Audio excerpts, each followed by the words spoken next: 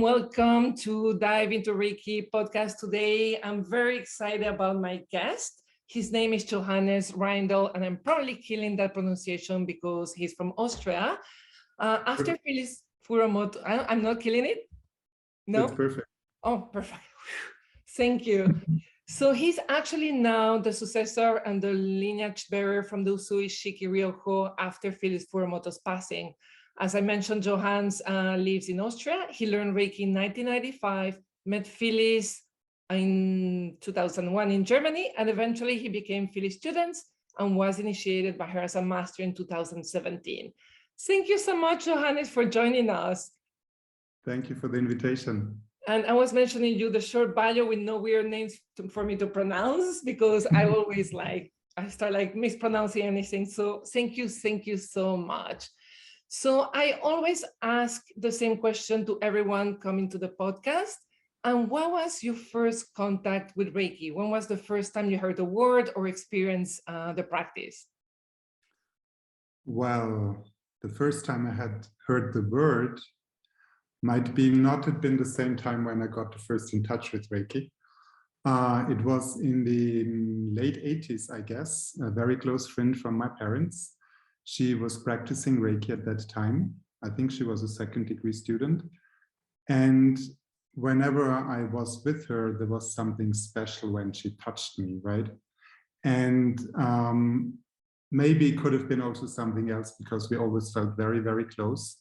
And I was just curious, what is this, what she's doing, right? She also was very much into meditation and Tai Chi. And somehow I remember thinking, well, when I'm grown up, I will do what she's doing, because this is interesting, this is fascinating.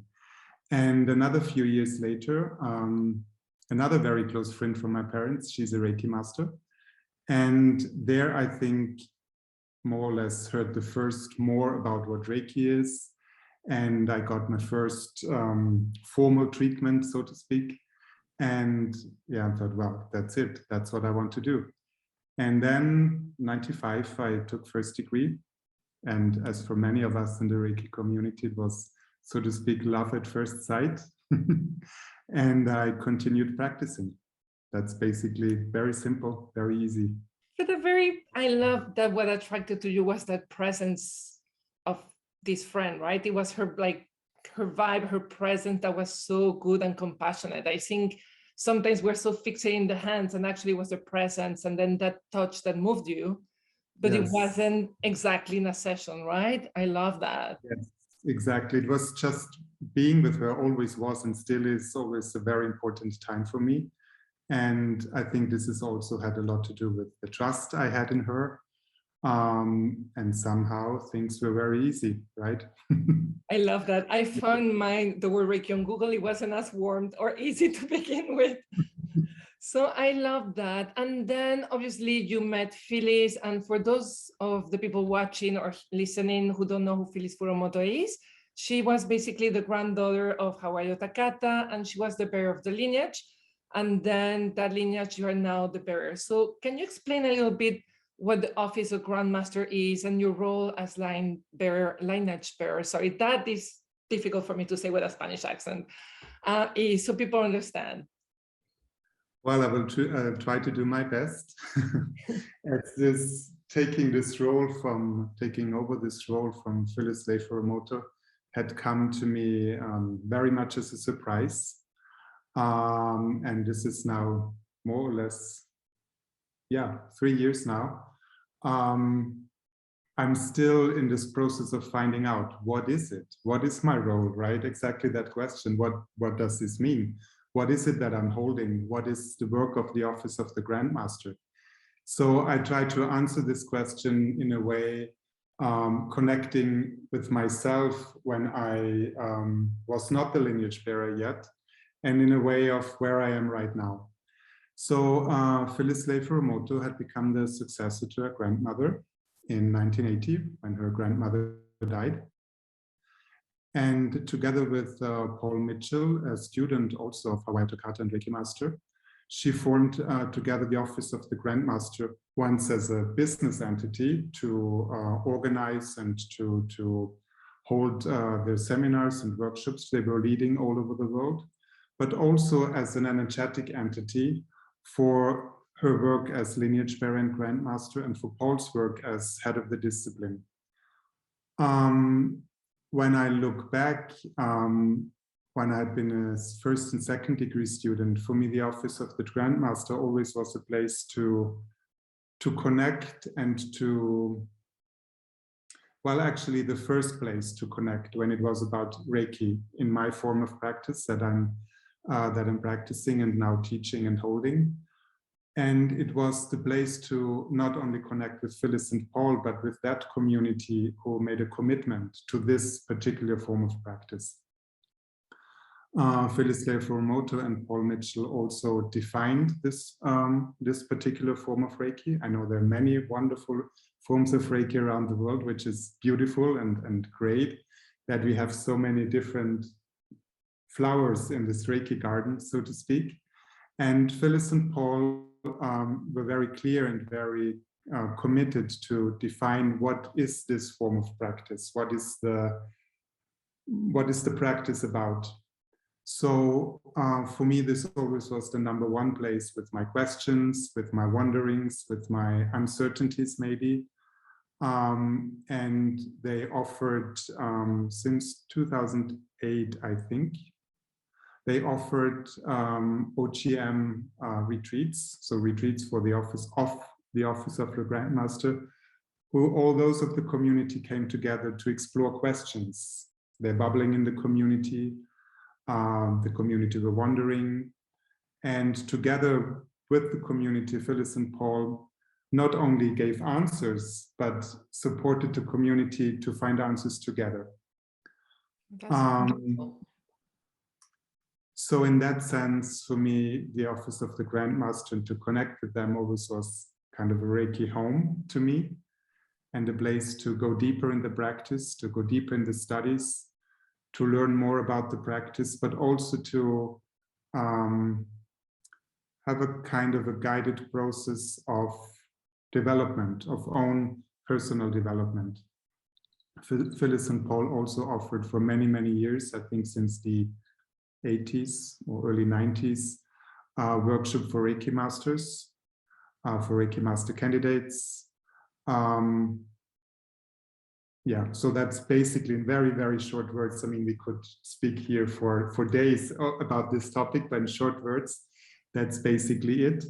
And when you ask me what my role and function is, then on one hand, in a very simple answer, it is to continue Phyllis's work, in that I'm now just starting to understand what she had been holding over these many years, because it's one thing to look at her in the relationship I have with her as being her student and being a student of Reiki, and the point of view I had when I was not her successor yet.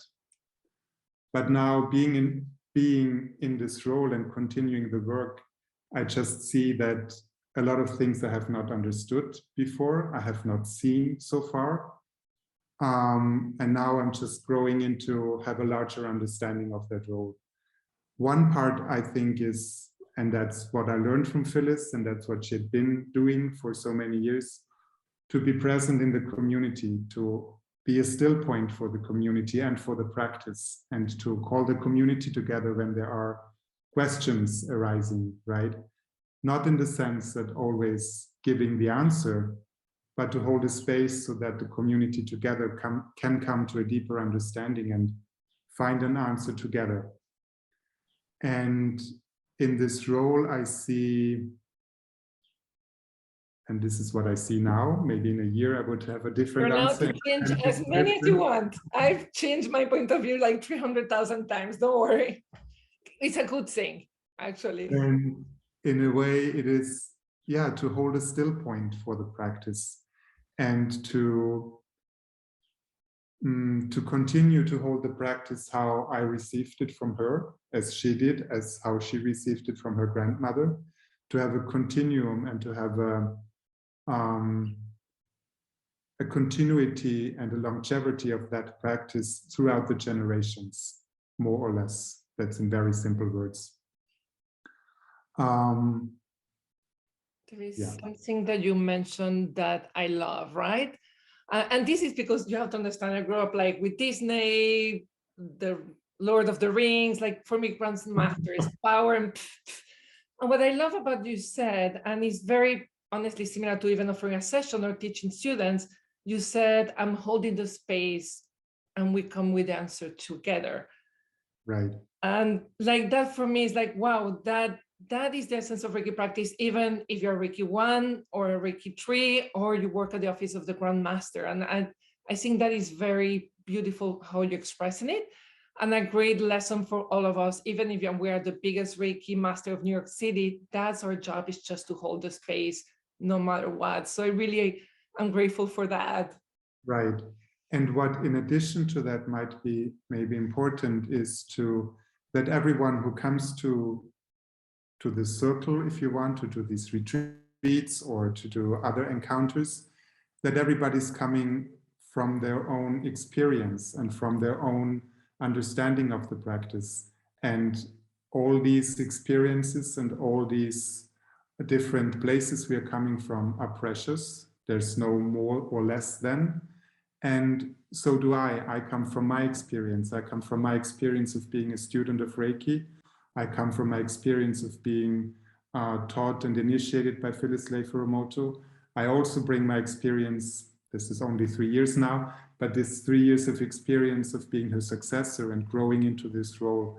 And all these voices and all these experiences together, I think, create a space to see more than one individual would see. That is beautiful. And you have mentioned it a little bit already twice, the process of succession, right? So there is a moment where like you're now successor and there is almost an embodiment of that practice. I don't know if you can describe a little bit of that moment, how it was for you. Well, Phyllis and Paul together invited the community many years ago to come together in the beginning in succession weekends, they were called, because there were weekends from Friday to Sunday, where the community have met to explore the process of succession or the element of succession and the dynamic of a succession process. And after a couple of these weekends, they decided to invite a certain community who had attended these weekends to meet online on Zoom, because it was easier to travel more, to meet more often without travelings. So I think we started in 2016 to work online, to meet every second Tuesday of the month for 3 hours. With the support of a close friend of Phyllis and Paul, Ben Haggart, who is a trainer and teacher in regenerative thinking. I can't say much about regenerative thinking. I'm a very, very basic and beginner in this practice and in this form. But if you want to Google him, I'm sure you find brilliant information. What it did for me and what I heard for many in our circle is it brought us to a different understanding and a different way of thinking. Because in the beginning, there was this idea, well, it was very simple, Phyllis, you name a successor and everybody's happy and that's it. That's not human beings. That's not human beings. What you describe has never happened in history. Right, but this was the wish for many, right? So there was the thinking, well, the work would be easy and we are fine and so on. But that was not what Phyllis had in mind and what she wanted to do. She wanted the community to be part of this process of succession, because she also saw very clearly it is not about the event only where the successor would be present, but also about this whole process before and after, and not only about who is the next in line, but also different understanding of what are the processes a community has to go through when a process of succession is happening. So we had quite some years of preparation together, and I think I can say it really brought us to a different understanding, not only in our brains and minds, but really of a different embodiment of the practice, but also of our understanding of what does community mean for us as a community. And then in March 2019, well, before in February 2019, Phyllis and Paul had called me if I could come to Arizona to serve there as a French interpreter for the community, because there was a workshop planned and organized in Arizona, and there were French participants who signed up, and they needed an interpreter. So they asked me if I could come. I was a bit unsure if this is a good idea, doubting about my French. And Phyllis said, well, of course, your French is wonderful. And I thought, well, how could you say, right? You don't speak French at all. She doesn't speak any French, yeah. So I finally said yes. And it was very challenging. And at the same time, I also know that one motivation to say yes was more the hope that I could see Phyllis once more, because at that time she was already terminally ill, and it was clear that there might not be so much time. So I agreed and went to Arizona. And after that workshop I interpreted, there was another workshop held in Phyllis's living room. And we were living in a little hotel close by, and every day in the morning we drove in a little convoy and had our workshop at Phyllis and Joyce's house. Joyce is her wife. And we worked together to become resources for our system, for our form of practice, for the community. And during these, I think these were 5 days of workshop, Paul always would consult in the morning with Phyllis to see what we would do. And sometimes Phyllis joined us when she had enough energy. And then on the last day of our workshop, Phyllis joined us again. And in this moment, she announced that I'm her successor in this lineage. It was very much a surprise. I had not at all had something like that in my mind or in my body or in my feelings. Phyllis and I did not speak before that. It was just her recognition, right? And many of those who were present, or maybe all, I don't remember so clearly, because it was really a very challenging moment, which brought me into a deep, deep process for many, many weeks and months. And many then in the community followed and seen also this recognition that Phyllis had brought. Phyllis and I later had not so much time, actually, because Phyllis died at the end of the month. And ever since I am working on deepening my understanding of the practice, of the community, of these many, many different forms of Reiki we have around the world, and these many beautiful encounters we share. But most of it is really, for me, a deeper learning process of holding a responsibility. For this responsibility, I have not yet words, to be honest. I think as Reiki masters, we share a deep commitment and deep responsibility to teach students. And I also see that many masters support and hold in a way of shared leadership the support of the lineage bearer and of this process of lineage bearing. But again, I am very much a beginner, very, very beginning.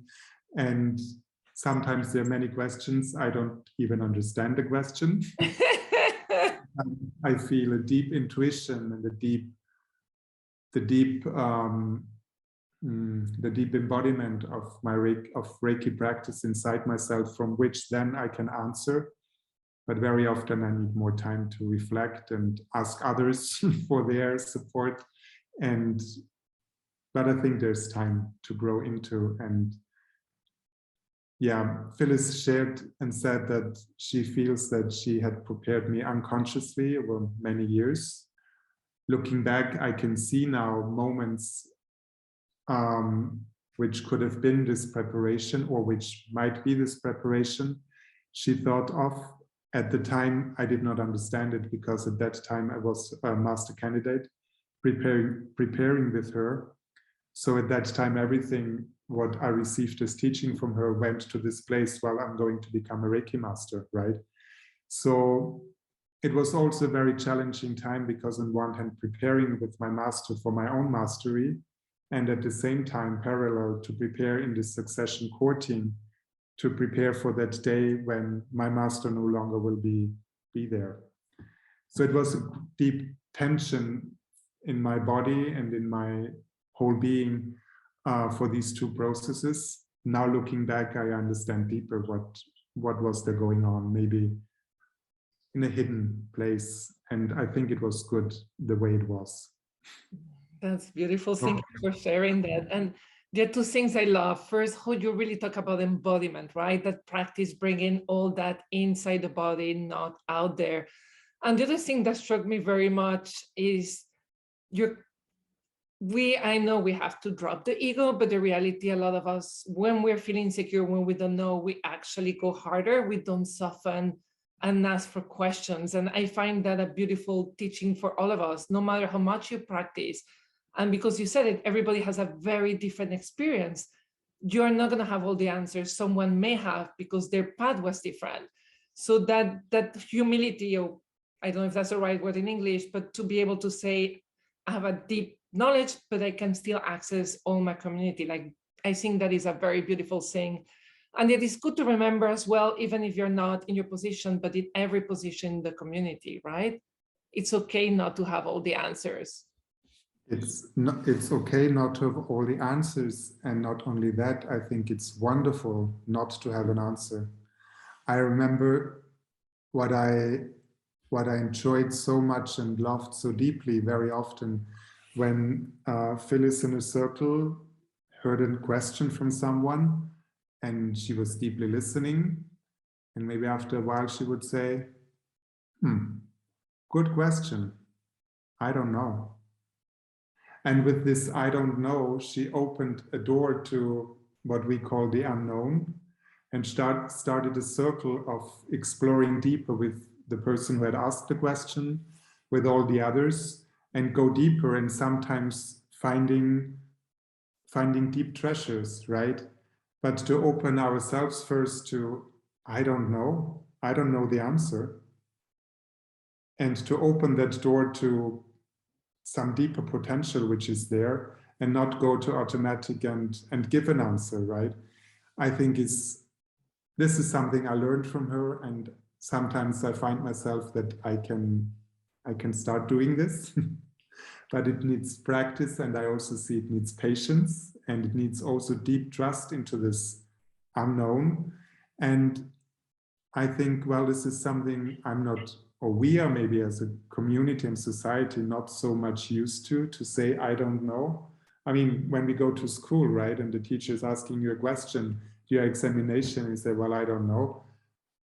Well, you're in a different situation, right? So yes. To find an answer and to know the answer is very often the ultimate purpose of a question and answer situation. And to some questions, there might be clear answers because it's maybe about information or about, something where a clear answer is possible. But to open ourselves to the unknown and to find something new is wonderful, is brilliant. And I think when we look at the world right now, this is what we need, to think outside the box in a more, I don't know, with other words, yeah. No, I totally agree. And I think it also implies you do have to practice a system of Reiki, right? Like, you cannot just go to a class, get an attunement thing, you got like your little paper manual and that's it. Like, the beauty of this is even if you get the answer to that question, the answer may change. And if not, you're going to get more and more questions. It's like a lifetime. That's what I love about it. Like, I will never get to know the whole practice, right? It's like unlimited in a way. So that's the beauty. Right. And I mean, of course, one can go to the class and never practice. That's student's decision, right? Yeah. I would say Still a beautiful experience. Class, yeah. Exactly. I would say, well, you go to the class, and then the journey starts, right? And it starts with your hands on your body. Becoming a student maybe also might mean to have a discipline of doing it, practice, practice, practice, and not only talk about the practice or read about the practice, or I don't know, but really practicing it, because this would be like, I don't know, you learn to sing, but you never sing, you only read about singing. This doesn't make sense, right? You need to practice. This is an art, and you need to practice, practice, practice. And it's a healing art. And this means it's a lifelong journey, a lifelong learning experience. And it reminds me of a very close friend. He's an artist, a painter, and practicing since, I don't know, 50 years or so. And he keeps saying, well, I have to practice every day, right? This is not I start learning and then I achieve a goal and then I'm a master or I have a certain degree, like at the university, and that's it. I think these times are over anyway for all of us, whoever had thought this in whatever discipline, right? Yeah. Everything is a lifelong journey of learning and experiencing. I love that. And this gives also relief in a way, not to be perfect and no need to be perfect. I know, but we're so scared of not being perfect, but it's freedom. And it's a little bit more real too. Yeah, exactly. That's more real. That's what I would say too. But no, I don't know, for me, it's like, it's funny, like if you were all good, like that idea of balance, like, the only thing that helps you actually find that balance is accepting that you're not perfect, that there are some weird things, and that's where you can work and have fun with. Some days, other days it's not fun. Right. Sometimes it's not fun and we need support from others, but it's developing, right? I mean, the whole life is about development. From birth till death, this is developing, and for all of us. And that's wonderful, I would say. I would not like to change that. Good. So I have a couple of questions. One is community, right? You just said look for help from others. So a lot of times, and a lot of my questions are based on emails I get from people who reach out because of the podcast or the books. And these last 2 years, let's say, have been challenging. So you really have been mastering these waters like not in the quietest of time. And a lot of people who actually have an advance, and I'm going to call advance in quote marks, the Reiki masters feel that they should not need help to navigate the last 2 years emotionally, right? It's like, why am I depressed? Why am I struggling if I'm a Reiki master? I actually think, for me, Reiki has helped me see my limits and when I need to reach out for help. But you just said that reach out for help. What is your point of view on that? The importance of support, even if you have been practicing Reiki for 10, 15 years? Well, I would say, I mean, how can I say without being maybe misunderstood, because I don't want to sound rude, but I mean, everybody needs support once in a while, and it doesn't matter how long you practice. I mean, why should someone who's practicing 10 years would need support, right?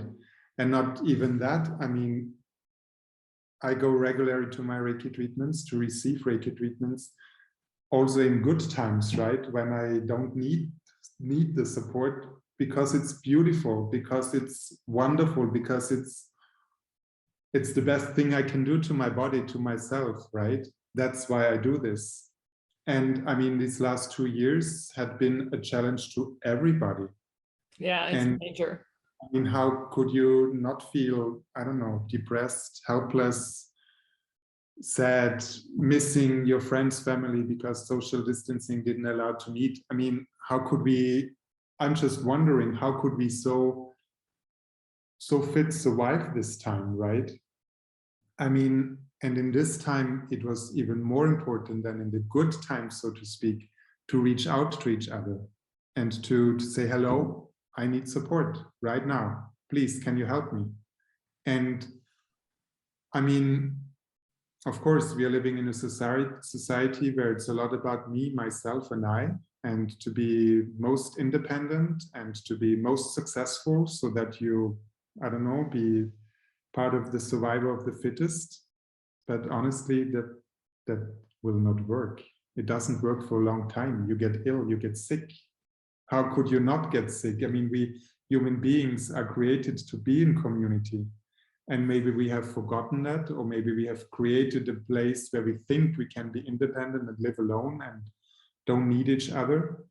I mean, looking back in when the pandemic here started in Austria, almost exactly 2 years ago, the first few days were quite exciting, I have to say, because I never had been in a pandemic and I never had I know, at the beginning you're like, wow, what's going on, right? Yeah. I mean, after day 4, I thought, well, this is exhausting already now. And I had no idea what will come. Nobody had, right? No, we're like 2 weeks to flatten the curve. Exactly. And I mean, I'm so thankful for having Reiki. I don't know where I would have ended if I would not have had my daily self-treatment practice. And as soon as it was possible, I went, of course, for myself, for my treatments weekly.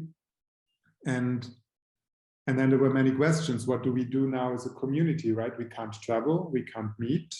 Depending on which part of the world you are, it was easier or harder. And then it happened, I don't know, coincidence, I can't say. 3 friends of mine from the Reiki community texted me the same day and said, hey, how are you doing? Hope everything's all right. And I thought, well, that's weird that these 3 in an hour or so text me and said, well, let's meet for a Zoom party. We called it that time, right? And we met in the evening and had a lot of fun. And after a while we said, well, maybe we should create something that we could offer to the community. And we were brainstorming and being very creative. And then we said, well, let's meet in 2 or 3 days again. And at our next meeting, we came to this understanding and feeling, well, maybe we should keep it very, very simple. And just invite the community to meet on Zoom and do self-treatment together. And that's what we did. In the beginning, I was a bit doubtful because I thought, well, I mean, self-treatment isn't that something that everybody's doing anyway. But it was also about having a connection, seeing people on screen and hearing their voices. And so it was very overwhelming because from the first Monday we met, I don't know, 200 or maybe more people joined us in self-treatment. And we're doing this ever since, every Monday, 7 p.m. European time. A while later, we added another meeting at 11 a.m. so that people from the Australian time zone and Russian time zone in that area, for them it would also be more a better day of that better time of the day. And for me, what I've learned through this is it was reassuring about the importance of self-treatment and the value and the core of the practice, that this is start with yourself. Start with yourself, treating yourself daily. This is the place where we can grow a relationship with Reiki. And really so that it is our relationship. Not in the sense of to be independent and I don't need anybody, I'm all on my own. That's not it, but to have really to come close with Reiki. And with close, I mean really my hands on my body daily, maybe sometimes twice a day or more often if necessary. And to share this in community was really and still is a very, very beautiful thing we do. We're still doing this.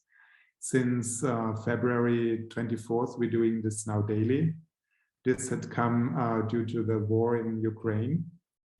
And we're now meeting every day at 7 p.m. and at 11 a.m. And it really, and this is also what I hear from many others in the community, it really supported us in this very difficult and painful time to not be alone, even though we need to be alone and have social distancing and whatever. but also to see each other, to see others practicing together at the same time. We keep this self-treatment circle very simple, very, very clear. Others might say very strict, and that's okay. But the focus is really on the self-treatment. I think you also do martial arts. If I'm not wrong, you do Aikido, I do Iaido. And basically, I get to repeat the same kata for life, right? Like the same series of movements, very simple.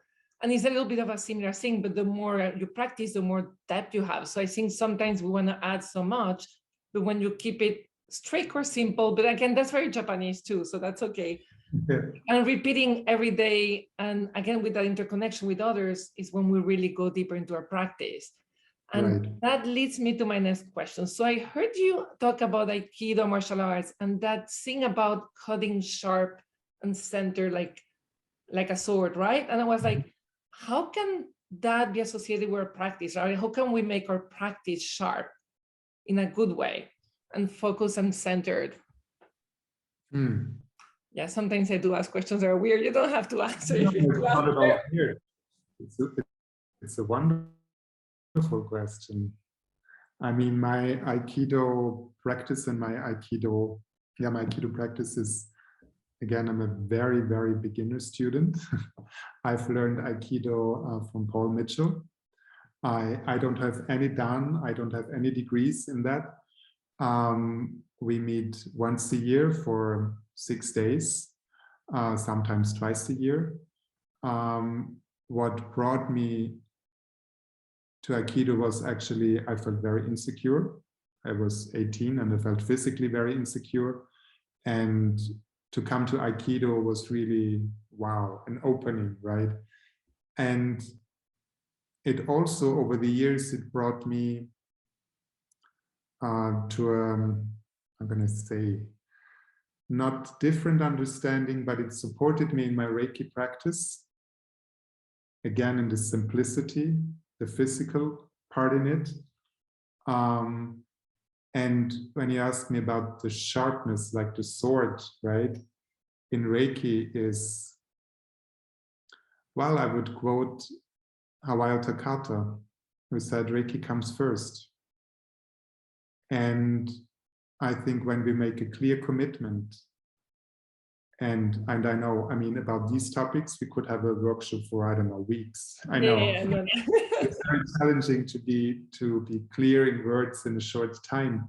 But when we make a clear commitment to Reiki and to our form of practice that had been passed on to us, and to really deepen that practice through self-treatment, through receiving treatments, through giving treatments, and those who are Reiki masters through teaching Reiki, when this is really our focus and our still point in life, then I think the clarity that comes with it can't be, how can I say, it is then such a clarity that is coming through us, and maybe not from us, but through us, and we're part of it, right? And this is a beauty, and this is an art, and this is a living art then coming through our embodied practice. I have never found something else where this could land so deeply inside myself. Honestly, after finding Reiki, I stopped looking because I felt, well, this is what I need. And the simplicity and the effectiveness of this beautiful hands-on practice is such a treasure that I'm so happy that so many around the world are sharing this treasure and practicing. I'm not sure if I answered your question, but I think you did beautifully. No, you did beautifully, because sharp is a word very linked to swords, but clarity for me is actually, when you said the word clarity, that's the equivalent, right? Yeah. And that clarity is not about knowing all the answers, it's just that clarity of practice and action, or the clarity we won't have. Yeah. What I would like to add here, and what I think, no, not what I think, what my experience is, what this Reiki practice is doing also, it brings people to their authenticity, to their true self, and to their honesty maybe, and to the place where they can easier express that. And that's, I think, what's something that's very, very important these days, that we are true to ourselves, but also honest with the world around us and express ourselves, not in the way of like a competition, who is better, who is more honest or more truth or more whatsoever, but so that we can come together and create healing for the world, which is desperately needed. I mean, we have a lot of work to do, right? And if I have a practice myself, if I have a still point myself where I can always go to, like a source, right, then I can embody that and I can become a source and a resource for others. And I'm sure we can be the change in that world that's needed. I love that. And that's quite a hard thing to be honest 24/7, because it can be very scary. So you do need a very strong practice and a lot of grounding. I know. It's making it easy for me, huh? Of course it is scary. I mean, it is scary to open our hearts, right? We can risk that we might be hurt. We might maybe risk to find some new truth we had not had the other day, right? We risk a lot when we put ourselves out there. We might feel exposed. But this is a risk, I feel, that leads towards deeper growing. And once I think, I'm not sure if this is true for others, but for me, once I tasted this gift of honesty supported by Reiki practice, then I can't go back, right? This would mean I would go back in a cage maybe, or would hide. And well, sometimes I do a little bit maybe, or I feel not ready yet to be fully honest. But then I know, well, I had been to this place of honesty. So what is holding me back now? And then the process is starting again. And I think this is another part of a lifelong learning thing. It's not once we have it and then that's it, it's done. I doubt that. It needs to be done and cultivated and practiced. Yeah. Yeah, I love the words you say, cultivated. And then that I'm thinking, like, as we change, like, we're never going to be fully honest because we keep changing, right? As we shed layers, like, you know, we have to be honest, but also we need to understand that that honesty, that authentic self we're getting closer, will shift as well. So it's, yeah, and sometimes to be honest might be so simple, starting like, I don't know what to say. And then the door is at least a little bit open already. And then those who are with us can maybe support us in the process, in asking questions or whatever it is. And then we maybe open the door a little bit more, and then it flows. And Reiki will always support us with this. I love that at the end, yeah, feeling safe in your honesty. And it's funny, I grew up in Latin America, so even though I'm from Belgium, so I have like a melting pot of culture. But in Latin America, when you say honest, it means telling people what you think about them. And I think, just to clarify for all my Latin American, like, that's where I go. And it took me a long time to understand honesty is about being true to who I am, versus I don't need to tell anyone what I think, or like, you know, there is that is funny how cultural sometimes words can be tricky. Yeah, that's true. That's it's true. just a funny anecdote, sorry. It's just like, but it's a good point, because I mean, language is a wonderful thing, and very often I just feel it's weird how limited, right, my language is.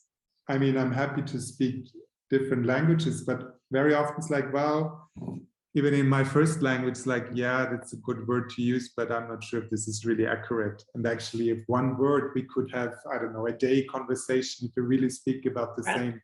So I'm glad you mentioned that. Yeah. Yeah, no, it's incredible. So culturally, and I think also because socially has been accepted, but I think it's so beautiful, that honesty of the true self, and also a true self that is not so magical. It's just, you know, something you unravel It's a very human experience, because I think sometimes, again, going back to the perfection, we feel like there is this perfect being and we just need to work to find it. And that's like, if I only meditate enough, like I will be perfect, right? So that is also something to let go. I'm a very imperfect person, Johannes. So and it's really, I've been there too. If I practice enough, if I do whatsoever enough, then I don't know, one day I'm enlightened and then everything will be wonderful and good and peaceful and I'm in this magic land. And somehow, thank goodness, I gave up this thought. Me too. And it was very liberating. I have one question I ask also everyone else. And so I always start like, what was your first encounter with Reiki? And the last question is, what was your biggest oops?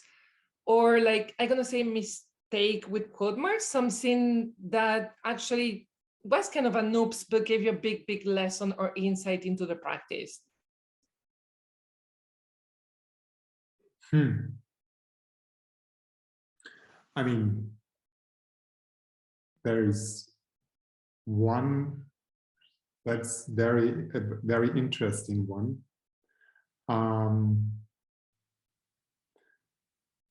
I offered a treatment to a friend. I gave it actually as a voucher as a birthday gift, and he was very excited and very happy. And yeah, let's do that.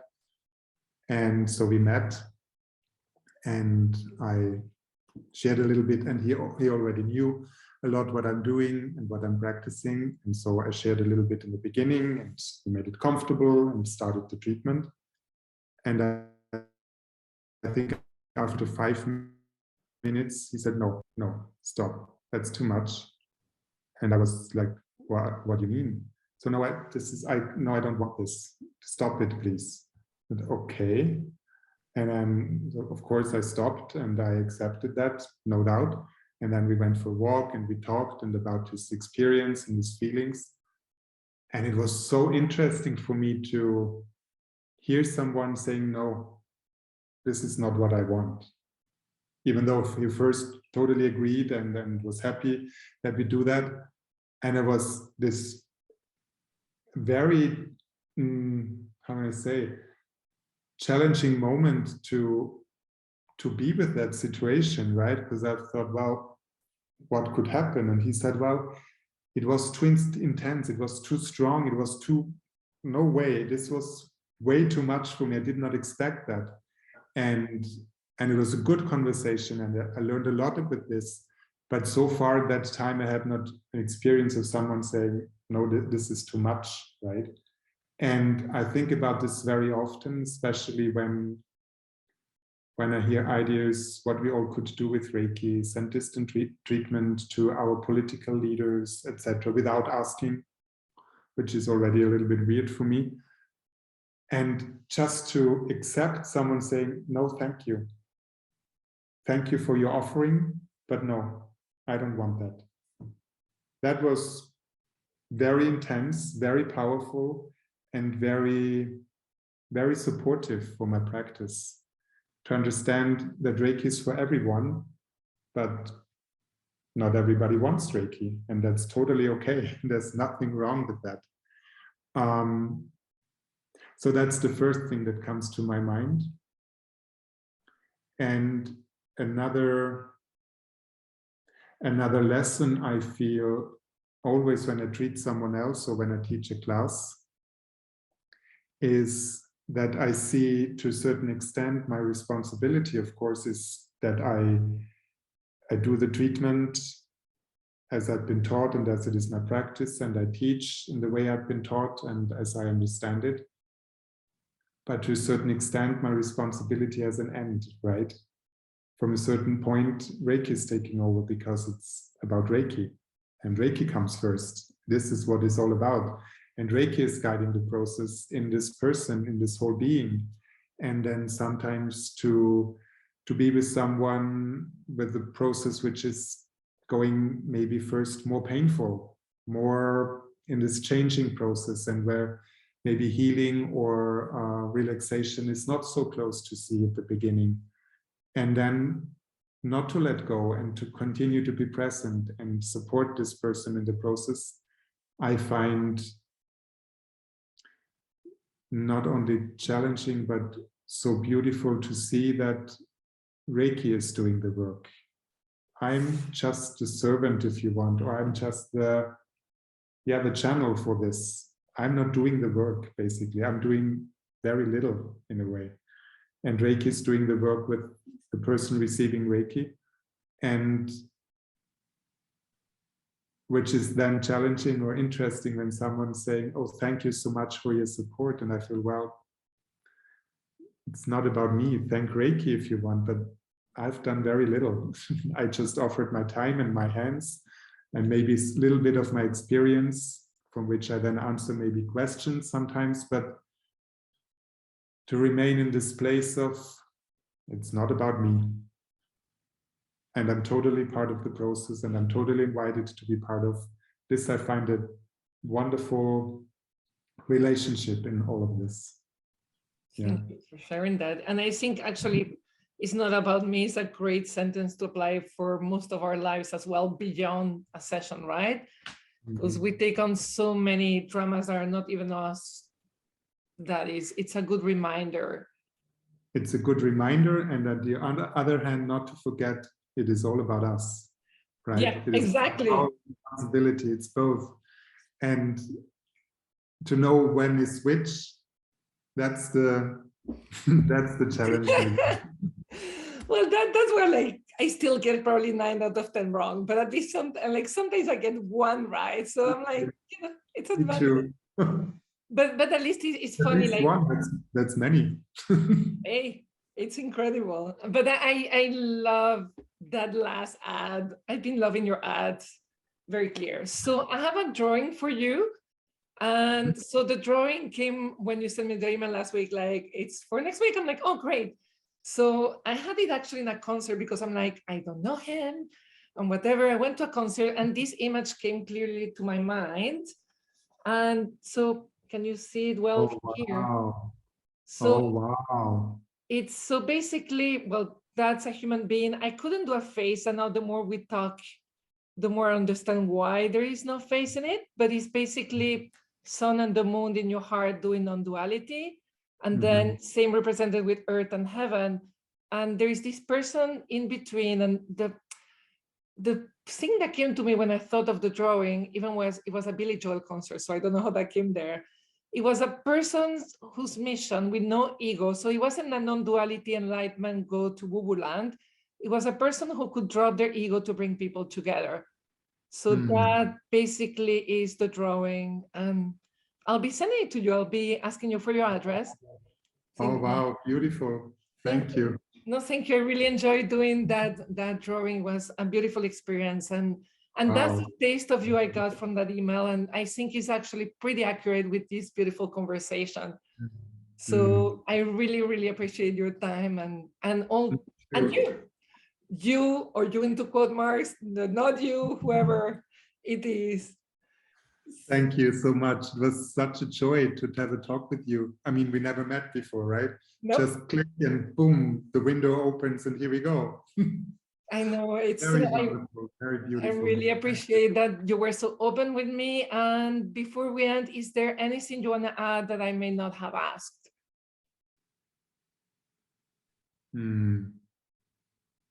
Not really, just let's keep practicing.